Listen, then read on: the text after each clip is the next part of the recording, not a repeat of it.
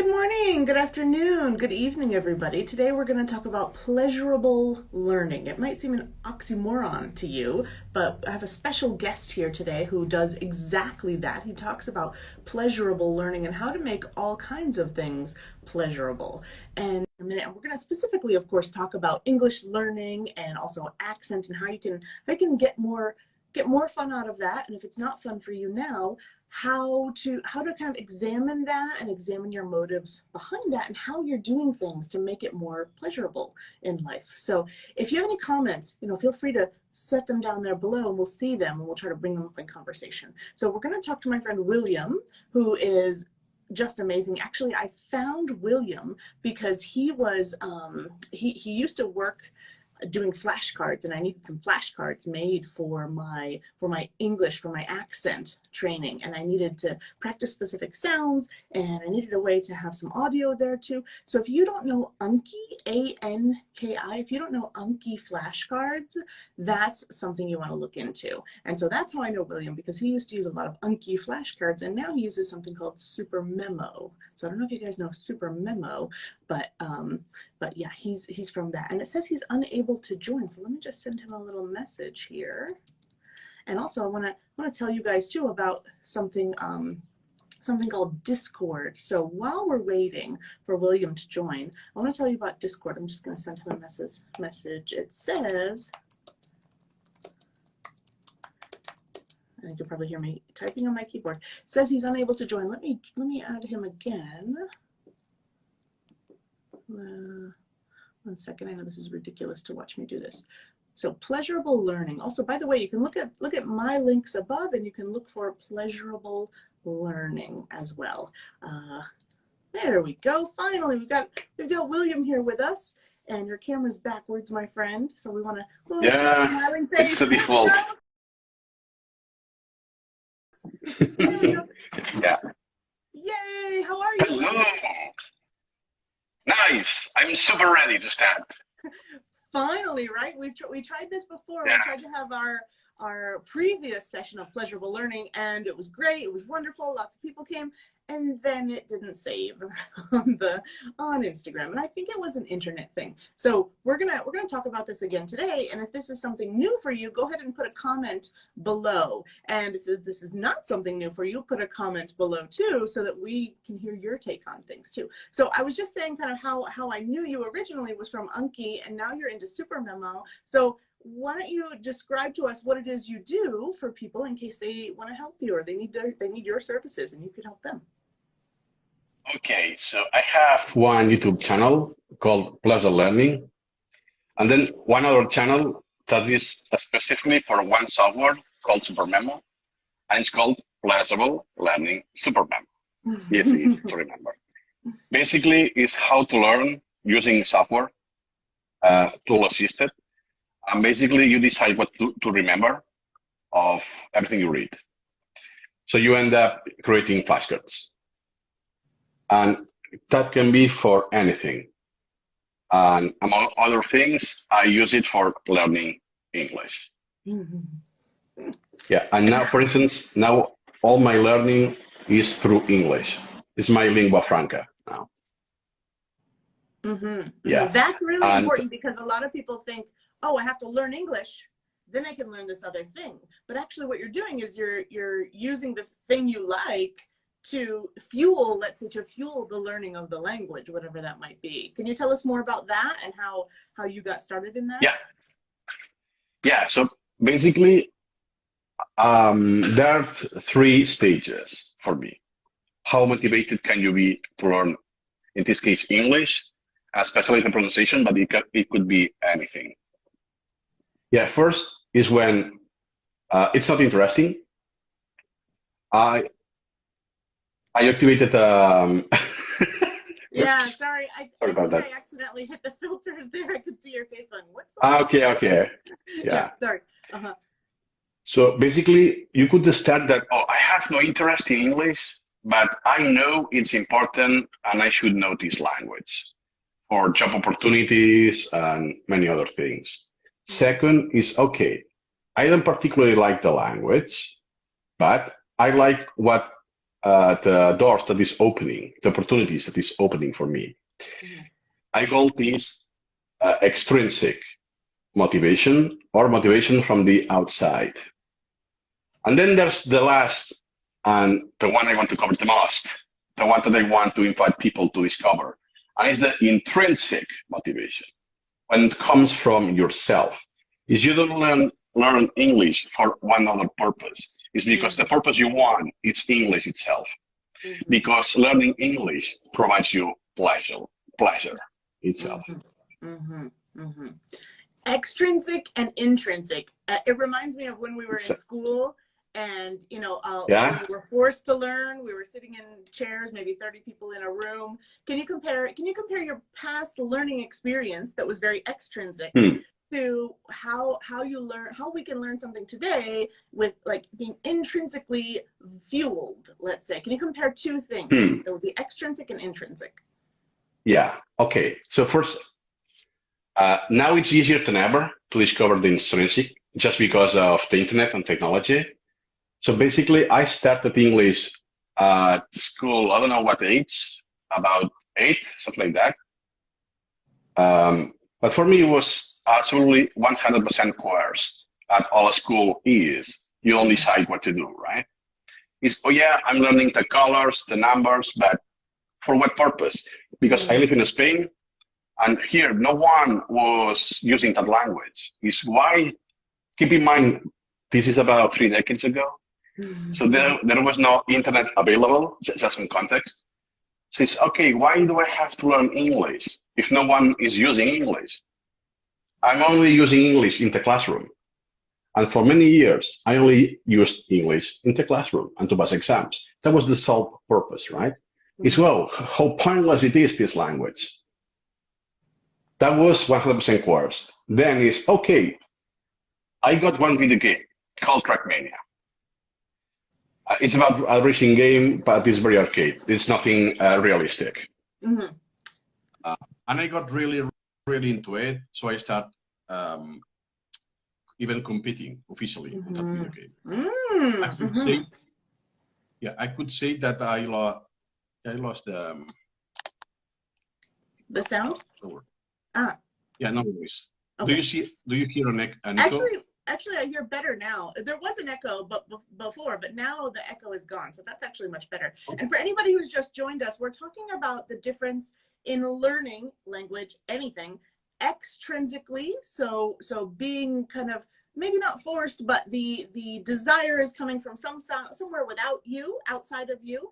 So extrinsic learning and how that translates to how much you learn, maybe if you like learning, versus intrinsic learning. And so I think William is about to talk about a shift that he made. So learning English in school, which was mandatory, you didn't even get to choose what parts of the language you were learning. Let's say you wanted to learn about sports, you weren't allowed because today was the day you're talking about the months of the year, right? That's extrinsic learning, what we're talking about. And then he started to say that he got a video game and he started to get really good at it. So keep telling us about that. What happened then? Yeah, so I was just playing with my best friend because we had no internet. But later on, I think that was 2004, is finally we got internet at home. And I discovered, oh, wow, I can play with other people in the entire world on this game, right? But my favorite game, and now I can play with a lot of people. But what happened is that people were speaking different languages. And the lingua franca was English. It's, oh, wow, I'm so lost because I don't have enough time to read, or I want to express and communicate, but I cannot because my English level proficiency was terrible. So then it's, oh, wow, now I have one motivation to learn English because until now, it was just used on the classroom. And now it's for something that for me is pleasurable, that is that video game. It's, oh, wow. And what happened? In Spain, you have 3 levels in English in the classroom. You have, let's say, the average. Then you have one below average for people who are way below the expected level, and one that is upper level, that usually is people who go into private lessons, academies, and so on. It's the only subject. Yeah, it's the only subject that divides people into 3 levels. Okay. And guess what? I was in the bottom, right? Why? You had no reason to learn it. You were forced Exactly. to, right? So Yeah. what happened? What happened? Just a few months later, when I got internet, Yeah. I got really hooked into learning English. Mm-hmm. I passed from the bottom to the top level. I didn't even went through the middle. Mm-hmm. Why? Because I was motivated. But wait, I was extrinsically. Mm-hmm. I didn't wanted to learn English. I wanted to communicate with other people, with other players. Mm-hmm. Mm-hmm. So I could have a team and compete and so on. So this is not genuine. And what happens is that, for instance, I didn't pronounce well. Why? Because the game was text-based. I don't need pronunciation. Why should I run pronunciation if I don't use it in this game, right? Mm-hmm. This shows that it was extrinsic motivation from the outside. If I don't need it, I won't learn it because I don't care about it. Yeah. Then I will skip many years in the future. Almost 30 years old. Yeah. Straight to the point. It's okay. I learned English because I was a researcher.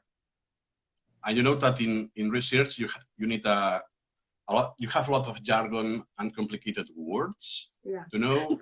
Can I pause you for a second? Mm-hmm. So, Yep. because it's being recorded, as you know, and the comments right now are there, but they disappear later. So I wanted to stop you and say this wonderful comment. Somebody says, William, I admire the way you speak, the rhythm, the stress, etc. How sweet. Thank you. So I wanted to share that with you because I know that you were telling us about how your mentality maybe shifted and how your learning became, as we can say, more pleasurable in that way. And I thought maybe you wouldn't see that comment, but I'm going to pause you for a second too and say, guys, have you ever had this experience? Write in the comments below. If you had something you were forced to learn in school, or maybe not even in school, but somebody told you to do it and that's why you were doing it, right? Or maybe you were doing it because you were afraid, and if your father saw a certain grade, he wouldn't be happy, and maybe you're doing it out of fear or out of necessity or something like that. Did you ever have something that you had to learn and you didn't like it, but then you had your motivation change and there was a reason that you wanted to do it, and then your learning became much faster and much better? Did you ever have an experience like William is describing? Okay, so go ahead, fast forward many years, and then what happened?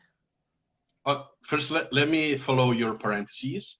And yeah, because this has a name. So what happened, this is called learn drive, your curiosity. There's something innate in us humans to learn. And it's called learn drive. Same as sex drive, but learn drive. Yeah. And the pleasure, if you wonder, the pleasure, it's superior than the sex drive. So what happens that in a school, you the coercion, this drive is lost. That's why people usually, if they think, oh, I want to learn and so on, it's a negative thought, because this leads to toxic memories and so on. But since that's extremely important, no one will be a better job than explaining this than Peter Gray. I recommend one book, Free to Learn by Peter Gray. That's the title, Free to Learn. You're not saying it's free. Yeah, you're saying the title is Free to Learn. Yeah, free to learn. Okay. Free as in freedom. As in freedom. Yeah, I thought you were saying the cost of the book was free. That's what I wanted to. Oh, no. Yeah, but anyways, I actually did one event with him on Discord. We got him. So I will send a link. All the links, anything that I mentioned will be in one single link on my website. So don't worry about it. Okay, then my transition. So let's just skip years. And I was in my 30s and I was doing a PhD, right? It's okay, now I'm a researcher. I need English. But I don't need just English. I need a very high proficiency. Proficiency, yeah. You need an academic level of English, to publish papers and things like that, And what happens that in my circle, the English proficiency was not that good. So I was one of the top. even though relatively speaking. Keep this in mind. So I went to our countries to represent a research group, something like that. But my English spoken was terrible. Why my pronunciation was that terrible? Because I never focused on pronunciation. Because yeah, I know English, how it is written, the grammar, first the subject, but I never put attention to the pronunciation because getting understood was enough. Then what happened is that I started freelancing. So I got real people. It's not that it's another person, researcher, that is a second language for English is a second language for him as well. It's a real person in US. Most of my customers were from America. And it's, oh wow, now it's the real deal. And what happens is that people have trouble understanding me. It's, oh, so I think I have underestimated my abilities pronouncing the language. But what happened is that, oh, now let me start working on my pronunciation just because of my job. So it still was extrinsic. Yes, and you were freelancing too, right? At that time, you were freelancing. So it wasn't like you had a job and your boss told you, hey, I want you to work more on your English, right? No, it was my own decision. Yeah. Yeah, exactly. So little bit different. Yeah, different, and it's based on what I call implicit feedback. Is that when the client says, "Oh, can you repeat this?" or "What do you mean?" It's I don't know what it is exactly, but something it's off, and I see a pattern. It's implied. When you say implicit, you mean they're implying that some changes need to be made, that you're not quite at the level that you want. Nobody said a comment that said, hey, your English is not as good as it should be, right? That would be explicit. So what we're talking about is extrinsic and intrinsic and explicit feedback versus implicit feedback in language. Yeah. And did you notice too that the kind of language changed over the life, right? You had your kind of school English, we can say colors and numbers and days of the month, days of the week and months of the year. And then you had your video game English, and now you're moving to like this academic English. Did you find that they were almost different languages in a way because there was so much different vocabulary? Not really, but what I found is that most of the English from the school was not useful. Because it could be really correct, but no one is using this grammar. Same would happen if I would learn Spanish as a second language, that when I see foreigners learning the language, is that's correct, but that's way too formal. No one is going to say phrases like this. My roommate was just in Spain a couple of weeks ago, and he was saying, because here you say usted for just plural, casual plural, but he said when he was there, people were looking at him because he was saying usted, and it was very formal for them. Yeah, it's very formal. And that's his first language. Spanish is his first language because I live in Mexico. So yeah, I think there's nuances to the language that you would never get in school, never. And also in different areas, there's things you don't know about the other areas as well. So you were shifting a little bit to the specificity of the things when you were working freelance. And then what happened? So you had this implicit feedback where people might have said like, huh, or what, or they asked you to repeat a few times. Then what I did, simplifying, is okay, one of my demographics is changing. So I have to adapt my freelancing services. And what happened is that I had a period that I was speaking a lot less. Now I have trouble to speak English because I don't have that many customers from US, right? Let me start a YouTube channel. Not that I discovered Supermemo back then, that was 2 years ago. I will do it because I want, and because I want to register like an experiment, a rather long-term experiment, but it was an experiment. And I will be speaking my mind, and that will be a practice. The point was not practicing English, was doing this, and as a side effect, I'm practicing English, right? I did about 40 hours. Okay, that's about it. I learned software and so on. But I was hooked of what incremental reading is. I was not aware of how powerful it was and so on. You know what? What's that? I was just saying, like you were hooked. This is Ah, our sorry. symbol for husband. Like a fish, yeah. Okay, yeah. I didn't get that. Yeah. I thought it were the E, No, I'm the smiling. smiling. Double hooks. Yeah, I was hooked. Yeah. So I never had the intention to run a YouTube channel. I just wanted to record an experiment. And now I made more than 2,000 videos, 200 videos. 200, 200, yeah. 200, yeah. Amazing. And then it's, wow. oh, what? Yeah, and then I realized, hey, wait a minute.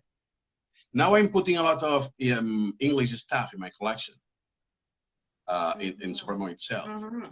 It's, oh, wait a minute. Now it's pleasurable for me. It's, oh, you know what? Oh, let me learn this. Oh, let me learn. Oh, why is this and that? Oh, I never realized that I was mispronouncing this, and now I identified. But I'm not working on, let's say, vowels, and let's work on vowels. One example, some weeks ago, in your club, your feedback club. Okay, something to read, right? I can choose whatever I want to read. It's okay. Now I will start. I started barefoot running. Let me read the Wikipedia article about barefoot running. So copy and paste, boom, without even reading almost. Yeah. And it turned out a great practice for the long and short vowels. The hill, and and the one on your foot. More example. Yeah, on the foot and the mountain. Heel and hill. Yeah. And other examples that, oh, wow. So my goal was about the topic, the theme of barefoot. I was really interested. And it happened that as a consequence, I was practicing one of my weakest points, that are vowels. It may seem like, oh, it's just one detail, but it's extremely different in your brain, the chemistry in your brain. That, oh, okay, it's Monday, it's 6 o'clock. Okay, let's do vowels. Let's do real vowels because I want to practice English, right? You will get bored. Yeah. And eventually you will give up. Yeah, hooked, bored. Yeah, you're doing live emojis. Because emojis are gestures, right? So that's why. Yeah. Let me what happened? pause you here for a second. Yeah. So just to kind of talk about the feedback club that you mentioned, because William was one of the first people to sign up. I said, I need guinea pigs. Who can be my guinea pig? And William said, I will. And so for what, 2 months? Have we been piloting this for 2 months? Yep. You think? Yeah, 2 months. So we meet once a week, and I think it's going perfectly. So now we're ready to open it up to anybody who wants to join, and it's called the Accent Feedback Club, because the point of this club is not a conversation club, it's not a grammar club or anything like that. It's not an English club, it's just for your accent, and it's for you to get feedback in small groups. So just what William described right now, he brought something that he was passionate about. He's into barefoot running right now, so he brought a little text about barefoot running, and the point is he's like, okay, I'm gonna put myself out there, I'm gonna read in front of these other people. At first you didn't know them, now we're great friends, right? We have a lot of good fun. And you said, okay, I don't know these people, but I'm gonna read English in front of them, and I'm gonna be corrected, and I'm gonna be critiqued, and it's actually really fun now. So you bring something you like. You gave the example of vowels, right? I'll pick out some things that are completely wrong or just could be better, and we'll work on them for a couple of minutes, and then you'll read it again, and then you'll remember what we just said, and it gets instantly better. And bring that around to what you were saying about before, about this learn drive that we have innately in us. And I think you were trying to say that at that point there was this like, oh wow, this is fun, like I'm getting endorphins, or there's something here that I enjoy about this process. Tell me about that, how the intersection of something that you want to do and the other thing that you may need a little push for, how did that result for you kind of internally? Did you learn it better? Was there like a chemical stimulation? How did that make you feel by combining those two things? Yeah, okay, long story short, in one sentence would be the myth of the objective. This is one book and one speech on YouTube. I think it's Kenneth Kenley, The Myth of the Objective. Highly recommended. this is what happened, that when you achieve the goal of improving your English because you achieve liking learning English, is when you don't have such a goal. How is that even possible, right? Especially if you heard about the SMART goals, that is the antithesis, right? Is, for instance, if you can spend a weekend or a vacation, an entire week, without working or homework, if you are a student, what will you do? Will you hang out with friends, with boyfriend or girlfriend, or playing video games, whatever that may be? That show you choose this activity because it's pleasurable for you. Why? Why it's pleasurable? It's giving you something back, right? Then we have, this example could be anything. Learning English. Oh, it's not pleasurable, right? One strategy you can use to acquire this pleasurability. That's the goal now, right? That's what we're talking about. That's the goal. Is not necessarily English. The English is the benefit. The pleasurability is the goal. Okay, so how can we get to pleasurability? Yeah, and now as I said in the beginning, that now it's easier than ever because of technology. You can do many things. For instance, the two things I was really into it was extremely niche. Supermemo, it's a super niche software. A few hundred or thousand users in the entire world, super niche. And then Barefoot is I cannot go outside and ask the first guy I see in the mountain, hey, do you have some tips to go barefoot hiking? It's not going to happen, right? So what I can do is I can search any group in Discord server or in Reddit or any forum and talk to people who are also into barefoot, or they are learning, they are transitioning to barefoot. Oh, should I do this? Should I do that? Because there's no book I can consult with the recipe, right? And since I'm doing this, I'm using English. So even if I don't want to, I will practice English. And in Discord, you can type in text, you can voice chat, so you can speak. So it to is a live person. You can practice. It's the connections. I want to just like stop there for a second, because remember, we're gonna have part 2 next week. We're gonna come back, so let's start thinking about what we want to talk about next time. And I'm thinking more next week for like practical tips. Like you're throwing out books, you're throwing out websites, right? And I think all of those can be found on your links above, I imagine, right? So we can find those 2 books that you talked about. And I think, tell me what you think about this. Maybe next week we can dive into more step by step. How and where do we make pleasure the objective and English is the byproduct? You see what I mean? I think that's where we're getting to, right? We're saying that, hey, there's places out there, because it's difficult to find these days. It's difficult to find a whole group of people, right, in person that has your exact desire, plus in the target language that you're doing, right? So, and I can talk also next week about my experience learning Spanish as well, and how I learn better when it's a topic that I'm interested in, right? It makes sense, but nobody does it. So I think it's really important to put the pleasure first of learning, and then say like, okay, whatever it is you love, find a way to do it in English, if English is your target, right? If now something more specific, let's say my English is okay, but I want to work on my accent. Let's say, okay, find the thing that you love and find a way to do that for the accent, like whatever that is. I think you're talking about kind of like an anti-goal, right? Like there's the myth. That's the myth of the objective. Yeah. Maybe the myth, exactly. There's the myth. The myth is that you have to have specific goals. And for some people, the myth of that is like the goal, the orientation of the goal is what's stopping them, right? Because even that is not pleasurable enough to keep them going over the long run, to sustain them, correct? Yeah. Now that you mentioned this, there are 2 key points that prevents people from learning the language or drop out learning the language. One is not having fun, as you mentioned, and the second is fear.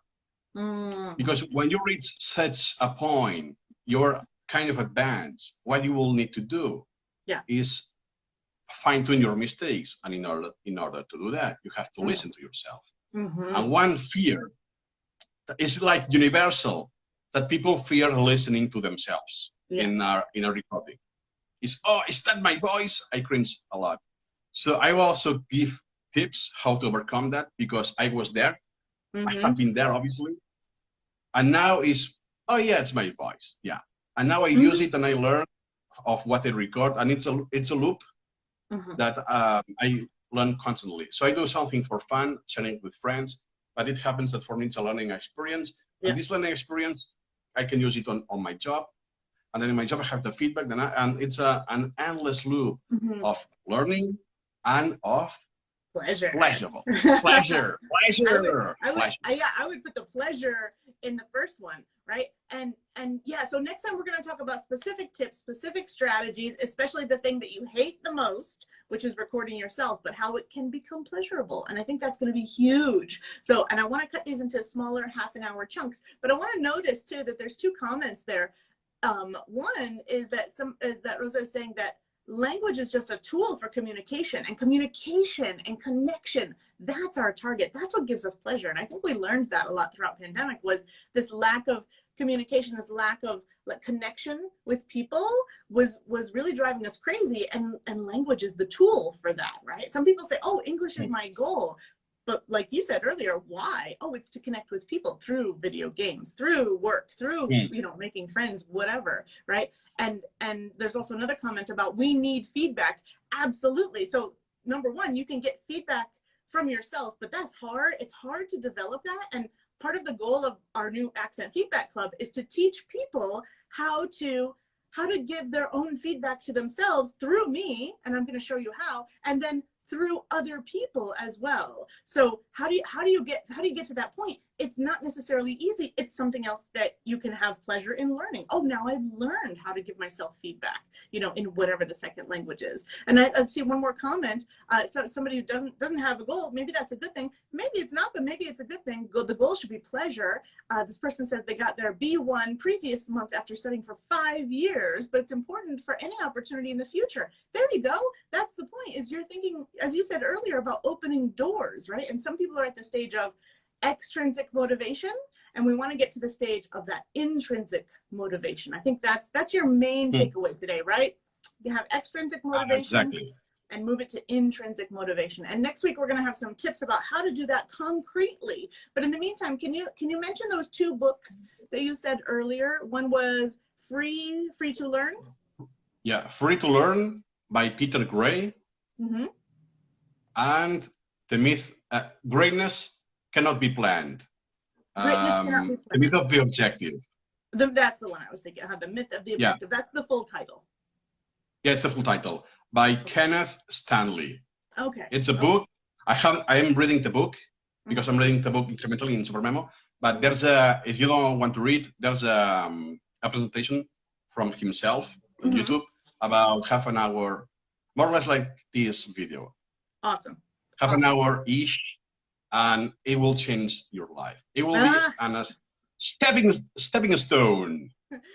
That is awesome. It will change your life. So we're going to put links to those in the comments below as soon as we publish this video. So next week, we're going to be here at the same time, guys. So if you enjoyed this and you're seeing this live now, come back next week. And if you're watching this as a replay, it's Tuesday. I'm in Central Time. We start at about 9 a.m. and you're going to see it on the schedule up there in the links above. You're going to see that, and you're going to come to the next one to get some really concrete tips. And so, William, thank you so much for coming again for the first time. You're welcome.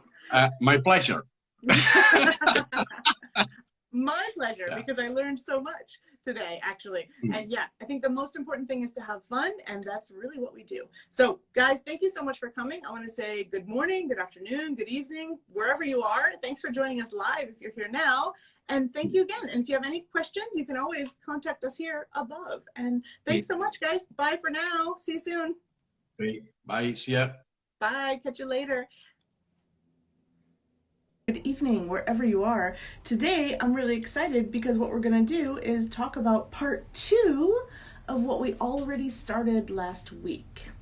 And what that is pleasurable learning. And you might think, oh, come on, I'm not going to play head, shoulders, knees, and toes. I'm an adult. I'm not going to be so silly. But it's not about being silly. It's about getting more enjoyment about the things that you want to do and figuring out how it is that you can make anything you learn, make it happier for you. So we're going to do part 2 today of pleasurable learning. And we're waiting for my friend William to join us, and he's going to give us a quick introduction about who he is and what he does. That is what he does. In fact, his whole thing is called Pleasurable Learning. So he's going to give us some resources about that. We're going to quickly recap what we talked about last time, which is the difference between extrinsic and intrinsic motivation. We're going to give you some tips about how to kind of do anything better so that you're happier when you do it. Particularly, of course, we're going to talk more about English, the language, and also, of course, accent work, because that's what I do when I'm helping you to master an American accent. It's not easy, but it can be really pleasurable. So we're going to talk about those things, and the biggest thing that we're going to talk about is something that you probably don't want to hear, but also you probably know it to be true. So that's kind of a surprise, but our main point, our main trick today, our main strategy is going to be something that we promise you can make it better and it can help you a lot more. So we're just waiting for William to join. And I wanted to say that for me, hold on a second, I have to make sure that William has joined us. Hold on. I want to make sure that you guys know that I'm not, it's not like I'm the happiest person in the world when I'm learning things. I did okay in school. I think I had my friends and things like that. But I also, for me, I often found learning to be easy, I think, in school. And I know a lot of people do not have that same experience. I want to hear from you guys as well. Can you put in the comments, what's a learning experience you had that was not pleasurable in that? And we're going to talk about that as well. So here we are. William is here. Yay! Part 2. Yeah, hello. Hello. Are you excited? Yeah, my pleasure to be here again. how pleasurable. Yes, we just didn't have enough time last time. We only did this for like a half an hour, and we have a lot more to talk about. So the first thing I want you to do is just kind of recap what we talked about before. What's the main difference between extrinsic and intrinsic motivation? Because I think that's what's getting at what makes things pleasurable. Can you review that real quick? Yeah, basically, when it's extrinsic from the outside, means that the activity you do, it's not pleasurable by itself, just the outcome you're getting from it. For instance, I want to hit the gym because I want to lose weight, health benefits, and so on. But I don't necessarily enjoy the process of hitting the gym, just the outcome of it. And the intrinsic motivation is when this activity, going to the gym and exercise, it's pleasurable by itself. It's not because, oh yeah, I'm doing this because I will get fit and so on. It's because doing this activity is giving me pleasure already. So what I'm seeking is pleasure. Therefore, having health benefits and being fit, it's a side effect. Welcome, really welcome side effect. And once that happens, once you've got this habit, whatever it is that you want to do, if that's the thing that's actually truly and really the thing that's making you happy, then boom, you're hooked, right? You're like a lifelong learner of whatever it is, or you can love anything. Yeah. So now the question is, if you don't find something pleasurable and you want that to be pleasurable, how you can do it? Yeah, how do you turn something that is not pleasurable into something pleasurable? Maybe you'll do it because of the benefits that follow, but how do you then make that part of like an integral thing in you? Yeah. Here's a question for you. Can you make anything pleasurable? Like if you started doing, in your opinion, can you take something that you're going to learn or supposed to learn, can you find any way to make that pleasurable? Do you think that's possible? Or do you think it's only based on our personality or something like that? Yeah, it's not universal. There will be many things that it will be impossible to be pleasurable. Yeah. That was my question. That was my question at the outset, to say, like, look, guys, you can't do, it's not a magic thing. You can't just tap your magic wand and say, I'm just going to easily make this pleasurable. And then boom, everything's fine. Yeah, that's one analogy.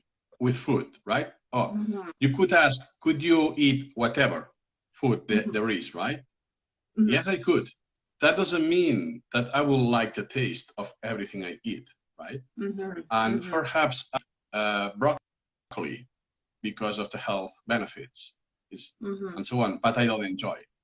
Mm-hmm. But Mm-hmm. what I could discover is some recipe or something I like.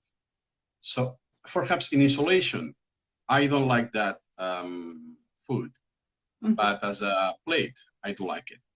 And, Mm-hmm. and that's a true story. I started eating broccoli in a Chinese restaurant. Yeah, super random. And what happened is how they cooked, Mm-hmm. because the broccoli was with mushrooms and so on. Yeah. Is oh wow, I really like this. I never knew. I think I have a similar story, but my story is probably with onions. I never liked onions, and I think it's onion Uh-huh. soup where I was like, "Oh, you can actually make this vegetable tasty." So I think maybe to give it another analogy, we're talking about the difference between hunger and almost like appetite. You know what I mean? And once you have an appetite for something, then it tastes better too. So we can talk about an appetite for English as a language in general, and we can talk about specifically accent work a little bit later. But can we just give one more example? Can you give an example of English specifically? It doesn't have to be your example, but how do we have extrinsic motivation for English in school versus how can we have an intrinsic motivation for the language, let's say outside of school or even while you're still in school? Can you use the language specifically and say, you know, give an example of what people's experiences like in school and why that is such a horrible thing, let's say? Yeah, because usually what happens on a school, you're following a curriculum that says you need to study English, among other things. But what happens is that you fail to see the applicability. Why should I learn English? Because I'm not using it, right? Therefore, it's like having something that for you it's not useful at home, or it's taking place, it's too much stuff around, and I will crush it, right? Because you fail to see the usability of that thing, right? Same with English. So yeah, all these grammar, all these rules, verb sentences and so on, tenses and so on is, yeah, I'm not using this when I chat online, right? Or when I'm on TikTok or Instagram, like here. Is yeah, that English is not useful for me. It's way too academic, too formal, right? So when this happens, you lose interest. Your brain is telling you, this is boring, move on.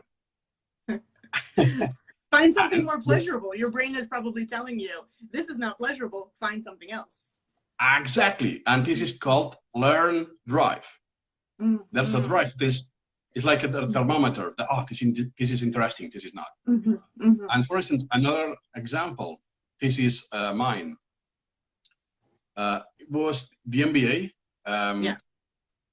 You know that the commentators speak so fast, and they don't even finish their sentences. Oh, someone sees the ball, So I watched that because I was into the basketball, and it happened that they were using American English to describe what was happening, right? So it turned out that it was a very good quality practice for me. It's informal English. The pronunciation, they are reducing a lot because they have to speak super quick, and they don't finish sentences. That means the grammar, it's not there, the grammar always, right? Wow, you don't get these at the school. No. Yeah, and you get quizzes and tests. You get homework and quizzes and tests and and punishment, and it's a very negative experience. It was for me anyways, very negative experience learning languages in school. And I only did it because I was kind of bribed for my grades by my parents. So that was my extrinsic motivation. And what happens that going back to the myth of the objective, that improving my English in this aspect was not my point, was not my goal. I just wanted to get my MBA videos. And then some years later, is I look into retrospective.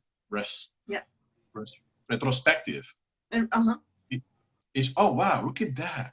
Now I don't have to pay attention. I can do laundry and hear the NBA highlights because I don't need the attention to understand the English now. Yeah, yeah. Because of the automaticity and so on. It's oh wow, I acquired all of these skills without even making this a goal. And was that like a positive feedback loop at that point? I feel like at that point it's just a feedback loop that once it becomes pleasurable, it becomes actually quite much more pleasurable, you know, and then doing the task of laundry becomes pleasurable actually because you're doing the thing you like already, you know, which is listening to your NBA or your podcast or whatever. That's a good example. When you ask me, could be anything pleasurable? Doing laundry for me is not pleasurable. It's still not. But I have pleasure while I do laundry. Why? Because I do something else. I can listen to a podcast or whatever. My mind is not in the mundane task of folding and so on. Right? Yeah. So if you ask me, during the time I'm doing laundry, I'm having fun? Yes. But the question specifically, doing laundry is a pleasurable activity. It's still no. Yes.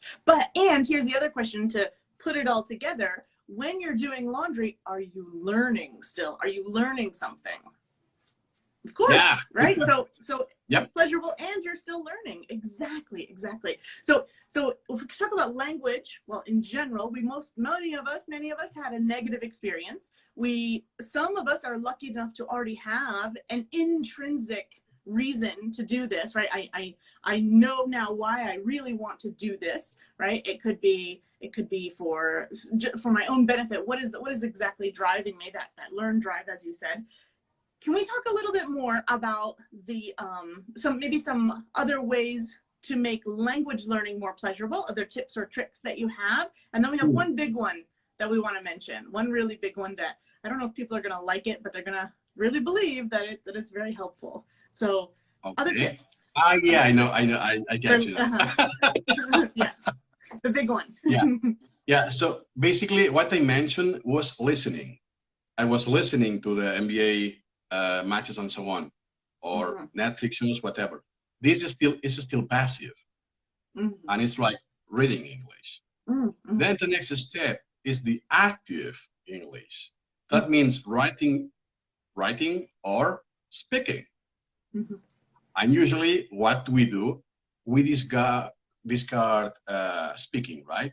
That will be automatic, since I know I can listen, I can read, comprehend, so on. Reading speaking will be a piece of cake.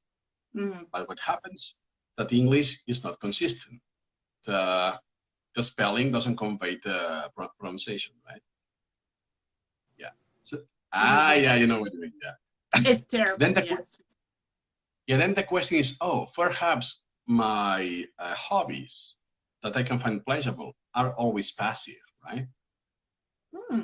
Such as, what would be an example of a passive language use that is also pleasurable? What would that be, for example? How can I get my foot in the door to this experience, this pleasurable learning experience? That would be Netflix shows, movies, series. All of this is passive. Okay. Anything that I'm just absorbing, let's say. Yeah. Okay. So you're just listening or reading. That could also be reading books, or forums, online, whatever. Receptive things like podcasts, music, if you're into music, right? Yeah. Okay. Yeah. Then give me 10 seconds. Sure. Yeah, I'm just going to recap. So the way that we can start this pleasurable learning process, which is moving from an extrinsic motivation, where the thing itself is not pleasurable, the thing I'm trying to learn is not pleasurable, and then I'm moving to an intrinsic motivation. The first step to that is to do something that is, you said passive, I'm going to say receptive language. Receptive language. So something I'm listening to, watching, something I'm reading as well. That's kind of my foot in the door. First thing I need to do is find that, right? Okay, so we have some Yep. examples of that. I've got some receptive things. Maybe I'm really into a certain series, and maybe it's even in my first language, but I'm going to put on the subtitles or the sound, I'm going to put it on in English, right? At least that's the first step I'm going to take. What's next? What's the next step? Yeah, next step is when you want to take it active. I don't know if you have a different word for this, which is speaking. Mm-hmm. And this happened, oh, wow, I discovered something very niche that I want to share, right? So I created a YouTube channel for it. It's instead of Spanish, my native language, I will use English to reach more people. But what happened is that, oh, wow, my pronunciation is not as I imagined. It's way worse, right? So now it was in my head before, right? All that language, it was just stuck in my head, and it wasn't first of all getting out, and then there was no interaction on that language. So it's really different. Somebody just made a note in the comments that it's not what you think, right? Before you start speaking really another language, you think about it very differently than the reality actually is. So, and I think what you said was really important, a niche. Like to find a niche, the smaller the niche, probably the better, I would say, right? Yeah. Yeah. Yeah. For instance, I have one novel example that is barefoot running or hiking, right? Yes. It's super niche. Yeah. So for instance, if I go to any community, English-speaking community, and I want to talk about that, it will be unlikely I find someone else that is sharing this niche hobby, right? Yeah. So you can do it the other way around. It's first, let me see what communities are for barefoot. And then, oh, it turns out there's a Discord server for this. And it turns out that most of the people are from US. I don't know if that's coincidental. And here you go. Here you can practice. Or perhaps are cooking recipes for something specific. Or, I don't know, skateboarding, or, I don't know, Minecraft challenges, whatever that may be. It's likely there's more people who are hooked into that. Yeah. So you could talk with normal people, regular people across the world about your passion. That is the key word I haven't mentioned yet today. Your passion, and you're sharing your passion. And I have seen this, for instance, I have one Chinese friend. He was really into Minecraft. So he started to watch a lot of YouTube videos and so on. His interest was about Minecraft, the video game. But as a side effect, he had a lot of practice with English. And now when he speaks, you won't believe his first language is Chinese. Wow. And if you ask him, oh, how did you study? He will tell you, I did not. I didn't study it. It's not that I got the textbook, okay, page 1, exercise 1, and do the drill. He hasn't done anything like that. Yeah. And if you think about the best language speakers that you know. If I did the same thing, I bet the ones at the top, the ones that are the best at those languages, they didn't say, oh, well, I got a PhD in this language. And no, it's mostly, it's that they are living their passions through whatever language that is, Spanish, French, Chinese, whatever, right? So as you said, step one, recognize your passions, right? What are you interested in? I think a lot of people have some shame around that. If they're really into Minecraft, they're thinking, oh, that's not very academic. Oh, that's not going to help my language. I need to get an engineering book about English. No, get a Minecraft book in English, right? And so I think a lot of people need to recognize their passions, kind of own those. As you said, first start with something receptive, and then move to something where you can be productive in the language. And that can be speaking, it can be writing. Writing is maybe easier to start out with. Where can I do that? I need to find these people. I need to find these places. You mentioned one really good source, which you and I are a part of, which is Discord, right? So there's communities on Discord, literally thousands. If you're watching this live, if you're watching it as a replay, I'm going to put in the comments down below what that website is. If you don't know the app, it's really important that you know it, because our community is there too. So So just to know, we have a Master in American Accent Discord server, and there you can find people that are doing the same thing as you. I think community is really important in these passions because it makes you want to participate more and it pushes you more. So if you're not already on the Discord, look down below in the comments, join our Discord. First of all, find the community. If you're watching this now, probably this is your passion. This is one of your passions. And so we're here to help you with that. Be more productive in your niche, whatever that is. It doesn't have to be with us, but it can be sourdough bread baking, for example, right? And then what happens after that? I'm producing the language. I'm starting to enjoy it more. Is there like a turning point there? Is there what's going to be the next step in your English, let's say? Yeah, there are many, but usually the easiest way to do it is you can create a social media account and start doing short videos. Could be TikTok, Instagram, or if you are following a theme, as I did with software, let me create a YouTube channel, because I noticed that it was so niche that there was almost no videos for that software on the YouTube. So I will do it first because it's pleasurable for me, and second because I will practice English.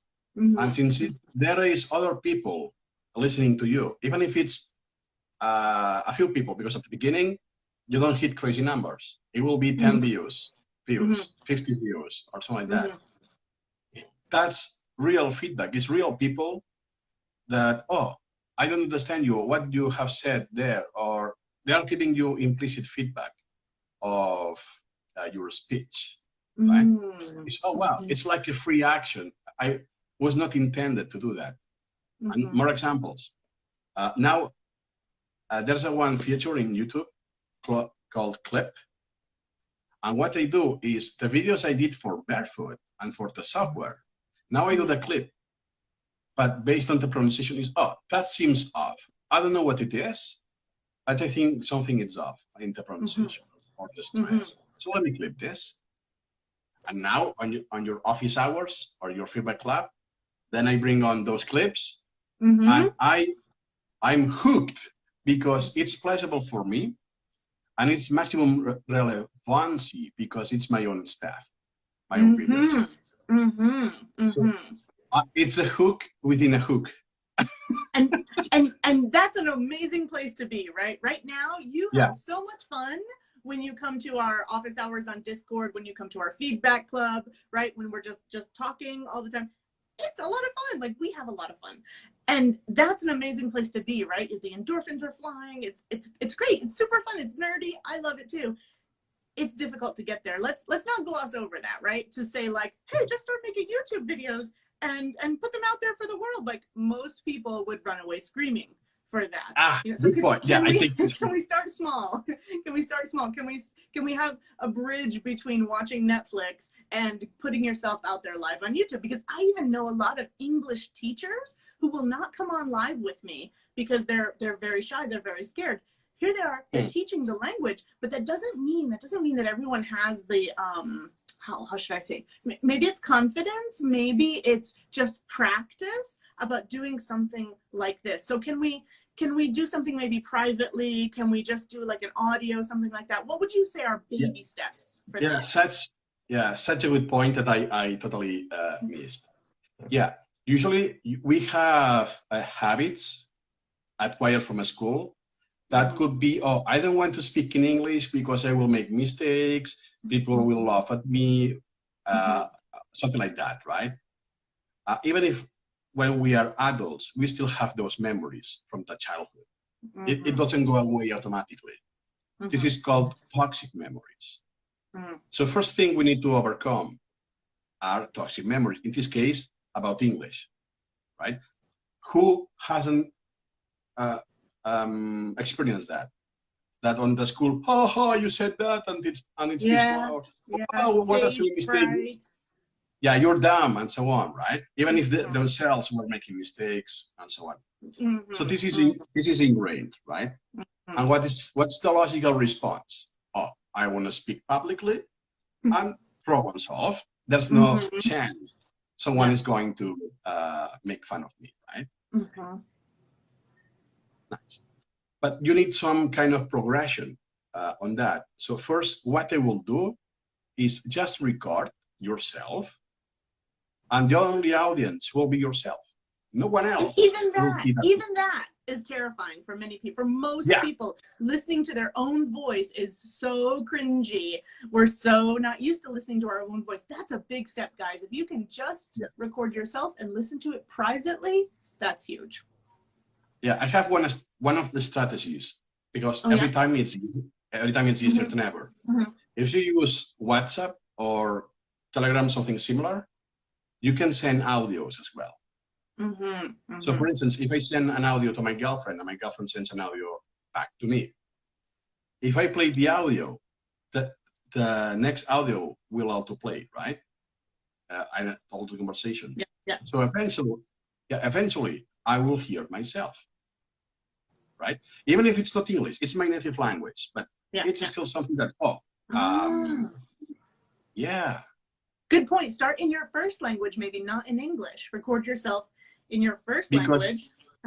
Something I can tell you, that even if it's your native language, you will cringe. That's my voice. Oh, it's terrifying. People hear this when I talk. Sounds very different in here than out here, you know, totally.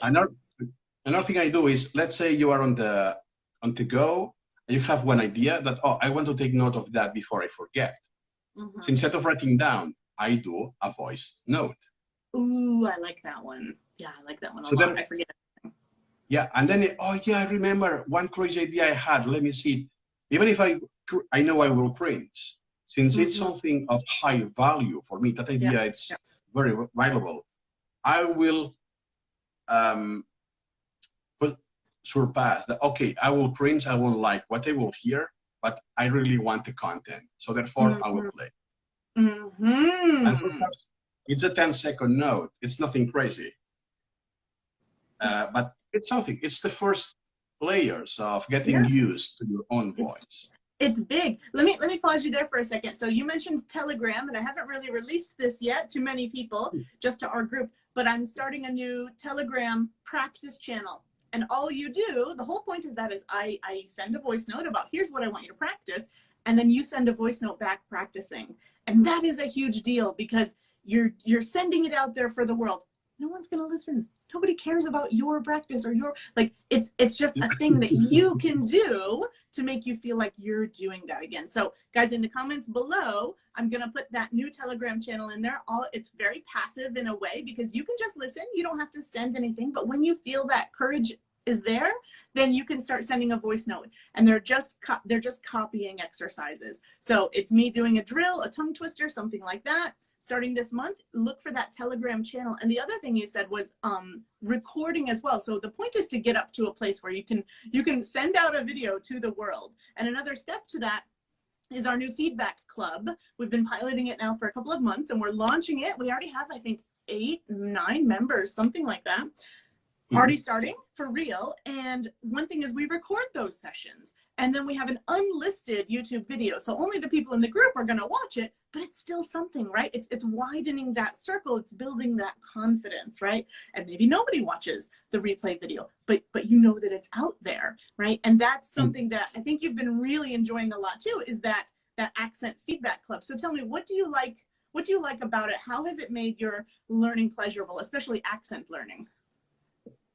Yeah, first, I bring whatever I want to read or practice. I choose the topic. So it's, now I'm hooked with barefoot running. I will start reading a part of a book or an article. It's something that I will read anyways outside of the club, right? And since I'm creating also videos, because I want to share this, is, there's some vocabulary that I'm not used to say, because it's kind of niche, that jargon, right? So how you pronounce this, like hill and heel, the short and that's meaningful to you, right? This is back to your passion, right? These are words that maybe I'm not going to use at work or in life, but for me it's important because I'm really into this thing, right? Yeah, and second, since I have the recording, I can repeat as many times as I want. Is first, let me see what I have said before. Because sometimes I just remember the correction. But I'm inserting a schwa or what I'm doing, right? So I'm becoming more aware of my own mistakes. Therefore, next time it is, oh, look at that. I inserted a schwa and I can correct myself in 3 seconds. I don't have to watch a video of myself to see it, right? It's, oh, wow. And see, during the session, it's pleasurable. I have fun. For me, sessions are too short. It's, oh, is that already 45 minutes? We're done?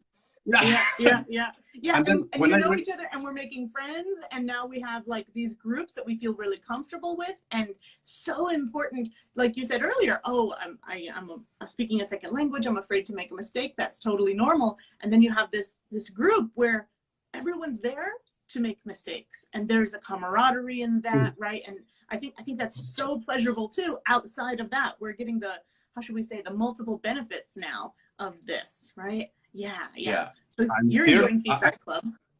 Yeah, I forgot the count, third or fourth point, that you also get used to being corrected, because since only one person is in the hot seat at the time, is, oh, I'm seeing someone else getting corrected, and then I do it myself, or I can correct someone else, and then you will correct if I'm right or not, right? And then you know when your corrections are correct, and you're like, yes, I'm picking that up now, right? Yeah. I think that's really so cool. First, you lose incrementally, you lose the aversion to be corrected if you have this fear, this aversion. And second, you gain something on yourself, it's called confidence on yourself. No, it's not just, oh, I was guessing. No, I'm picking this up. And you are just confirming what I'm picking up. I think that sometimes even I have impressed you, I think. And you said, oh, wow. The whole group, I said it the other day, we've been doing this only for like 2 months. We meet once a week. And a lot of times I have to say, you're right. You heard this really small thing. That's amazing, right? And I'm still like, really? You heard that? And it's really impressive how much working in a group has excelled everybody's progress, because a lot of people think, oh, I really need one-on-one classes, so I'm going to progress so quickly. But during these feedback sessions, everybody's constantly getting feedback on their own feedback, right? Even if you're not in the hot seat, you're thinking, I heard this thing. Did I hear that? Is she going to mention it? And if I mention it, you get that feedback of saying like, oh, I did hear that. Woohoo. Or really? Oh, I didn't hear that. I'm gonna listen more closely to that, I don't know, L or R next time, right? Yeah. So now something that people would really normally hate, getting feedback from a teacher, let's say, was always a negative experience. Now it's like a party. We have a party every week. Yeah. For instance, just an observation. We have known each other for about 2 years. How many times have I called you a teacher? Oh yeah, no. Like, None. That would be weird. Yeah. That will be. So for me, those sessions, it's not a classroom. Yeah. It's not teacher and a student or an academy, whatever you wanna call it. For me, it's an informal session. I do more voice chats in Discord, in different servers. But it's just people who want to talk about something specific. So for me, it's the same thing, but with more a structure. Yeah, a little structure.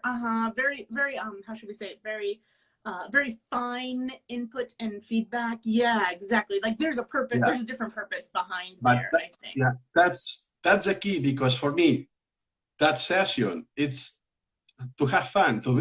I seek pleasure, and as a consequence, I will improve my pronunciation. And I think that's why I don't call them classes. I call them sessions. I don't call them classes or courses. I call them clubs. You know, and I know that turns some people away, because some people are like, oh, that's not serious enough. I don't need a club. I need a class with a teacher, and I need homework, and like we do a lot of work. Like what we do is not easy, and it's solid 45 minutes of listening very intensely, you know, and putting yourself out there. That's like, it's a lot of work in there, but I'm not gonna call it a class, because we have a lot of fun. Yeah, sometime in the future you can share some sessions so people can see it here that watching this video. Yeah. Because one of the other main features is the instant feedback. It's not that I record myself and then I will have the feedback. It's live. Yeah. Yeah. And sometimes when I'm reading, you're making those notes, corrections in phonetic language live as well. That's something you don't usually see. And if you go in YouTube, for instance, there are many YouTubers who do a very well job. But what happens is that it's recorded. Yeah. So it's not personalized to me because it's just passively watching the video, right? Watching someone else's experience almost. Exactly. So it's not the same thing when it's you that is in the hot seat. Yeah. It makes the experience a lot more pleasurable for me. Yeah, and memorable. I think you remember so many things, and if you don't, there's the replay that you can watch. Exactly. Yeah. Because we cannot pay attention to anything. For instance, I have been hooked for many years that I have been in almost every single office hours, right? I think so. Yes. But before you were not recording, so therefore I was making my notes, and everything else disappeared, right? From memory. Yeah. So now let me focus now on the intonation of what I said that and so on. The only limitation is that you have to be familiar listening to yourself. Yeah. And if you're not, you can come and you will get used to it, right? But it's so much more helpful if you already are, right? Yeah. And especially since you're not alone, there will be people on the same transition as you, is much more easier. Exactly. So even if you don't care much about the accuracy, just getting rid of the fear, the bad habits, it's a win-win. Maybe that's the only thing you're doing right now. Exactly. Yeah. And perhaps for most people, because I have been around for 2 years on the server, so I see a recurring theme that it's like a lot of people prevent not wanting to listen to their recordings. Yeah. Is preventing them to keep improving. Why? Because you need feedback of your own speech. So if you don't listen to yourself, it will be really hard to improve at a certain point, right? You are somewhat advanced, but you're not there yet. So therefore, at this level, you hit a plateau, unless you watch your recordings. Yeah. So if you are in that position, join the channel, say hello, say hi, and ask about this, and we can share and how you can succeed on that. Baby steps. I think it's baby steps. It's okay to be afraid, and you don't have to jump right to making a YouTube video and putting it out there in the world. No, baby steps are the key here, I think, and recognizing your passions. Be ready when you come to this club. Be ready to say, I'm really into, I don't know, baking cookies. And that's what I'm into. And I'm not ashamed of it. And I want to talk today about baking cookies or whatever it is. F1 racing, whatever it is. Yeah. What did you want to finish up with? What do you want to, what are your final thoughts? Let's wrap this up for today. And then I think we could do a whole nother session. If you want, we could do a whole nother session where we are demonstrating how we do the feedback, right? How we do that immediate feedback. How you rewatch a video, perhaps, like what are you looking for? Maybe we could give a demonstration of that next time, if it seems like that's a good idea. Yeah, absolutely. My pleasure, unintended. I know you'll get pleasure out of it. I know you love it. Yeah. So my closing thoughts is that you don't want to avoid mistakes. What you want is to make mistakes so you can learn from them. There's no other way we can learn. We'll learn from our own mistakes. And I have been there myself, that I wanted to avoid speaking in public and so on. And at the beginning, when I finally shared to the world, I got trolls saying, oh, what language is he speaking? Oh, yeah. People are mean. I have been there. So what you have to change is not that people will not say that. It's that people will say that and you don't care. Because you see how you're improving and it's pleasurable for you. And you will know, that's a troll. And internet it's infested with trolls everywhere. Yeah, So exactly. don't let the troll stop your journey. Yeah, you're not doing it for them. You're doing it for you, right? You're doing it regardless of them. And maybe they even push you a bit more, you know, in a way, because accepting that is just part of the game, and it sucks, but it will, if you can accept it, then you can progress to as much as you want, you know? Yes, I think this was awesome. I'm gonna write the notes in the bottom, including the new Telegram channel for you guys to kind of take those baby steps and work a little more passively, just a bit more actively. We're gonna put the link down below for the new feedback club as well. And if you have any resources for that too, we're gonna have links. Obviously, you can find William up here, and he's got links, I think, to our previous part 1 as well, and some resources that you mentioned last time, right, about making learning pleasurable. Yeah, everything will be in the same link. One link, you will find everything. Exactly. Exactly. And we have to kind of get going because in about 15 minutes, I believe we have our accent feedback club. Yeah, right, today. that's right. Exactly. So we don't just talk about this stuff. We make it happen. It's real. This is what we do. And I want to invite you guys. Thank you for watching today, especially if you came live today. Good morning, good afternoon, good evening, whatever time it is for you. Thanks so much for joining us live or taking the time to watch this as a replay. And I hope that really you can look at these steps and you can take anything that you want to do and make it really much more, make you a happier person, basically, while you're doing it, and get that feedback loop of making other things more pleasurable as well. So thank you so much, William, for coming. It's always a pleasure to have you here. Yeah. Yes. Always a pleasure. Absolutely. And anybody, if you have any questions too, you can put comments down below. You can send us, either of us, a direct message. And the other thing too is definitely join our Discord server. Even if you just want to hang out and see what people are talking about, you can be really passive before you're ready to be active. So thank you so much for coming, and I will see you in about 15 minutes. And I will see everybody else Thank you for having me. next time we're live. Thank you. See you soon. See you. Bye. Bye, everybody. Thank you so much.